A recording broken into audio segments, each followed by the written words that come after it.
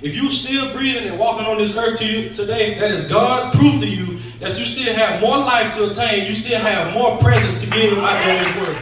A whole lot of situations turned me to a monster. I had to sit and be patient, but I remained humble. I always knew that I would make it. I'm street smart, plus I'm educated. I worked hard, plus I developed myself as a man, and I held myself, to great standards and to high standards to develop myself into a wonderful person.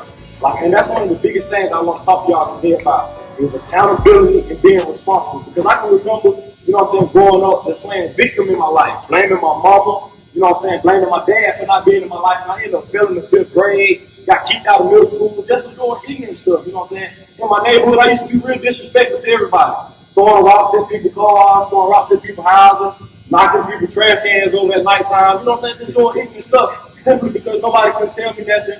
I had a hot head, I just was rebellious. But I bring up the word accountability, right? I bring up the word responsibility because what does that mean?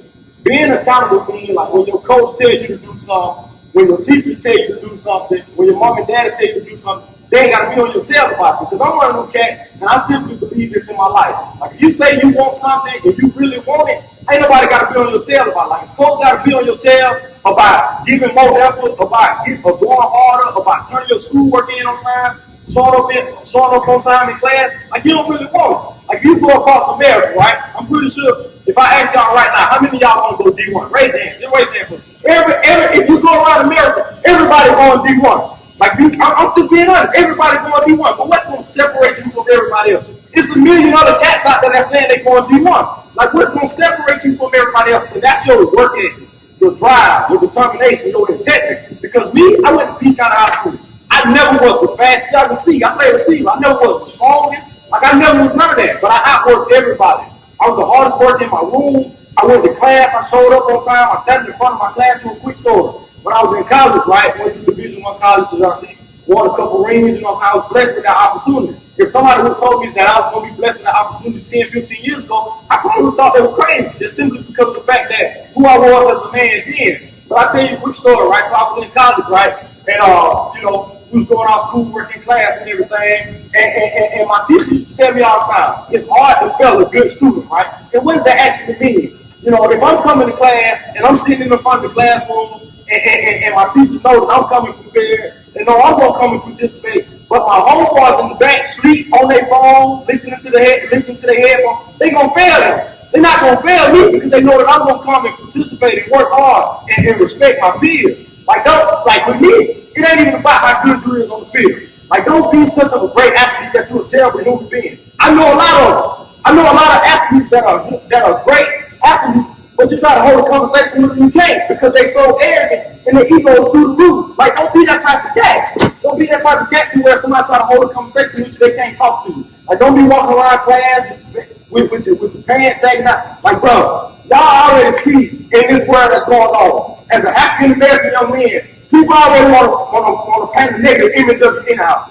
So why you gonna do that to yourself? Like we see what's going on with these African American young men out there in this world today. Like we ain't even gotta speak on it. So why you gonna give somebody an extra negative image of yourself? Like why you gonna do that to yourself? You got people looking up to you. A lot of y'all, like y'all got families. Y'all family members gonna be looking up. I was the first kid in my family to go to school and graduate. I was the first kid in my neighborhood to go and do something positive. Like the role models I had growing up, they wouldn't get Division I scholarship. They were going to jail, and I'm just gonna keep it real. Like that's just who I am. I gotta be transparent. They going to jail, they were selling dope, and some of the people that I was hanging with, they still doing the same old stuff now. And it's shameful simply because of the fact that they didn't realize that what you're doing today as a student athlete is people way more talented than me in my hood. The hood that I grew up in. It's people way more flat out talented than me. But they didn't realize the fact that the stuff that you do as a student athlete, the type of man that you are, that carries over into life after the game. Because a lot of y'all, everybody here is not going to college. I'm just going to keep it real with you. But it's the stuff that you do outside of the game that carry you way farther in life than football can take you. And I promise you that because I'm a walking testimony and I'm a walking testament of that. Like I never envisioned football being over with in my life. Like I thought I was going to be playing ball all my life, but the simple fact that God took it away from me, He forced me to find out who I really am. Like you are not who you are because of the game of football. You are who you are because of who you are and who God made you be. When He made all of us, He designed each and every one of us in His own unique image. So act like that. A lot of y'all gonna be blessings to y'all community.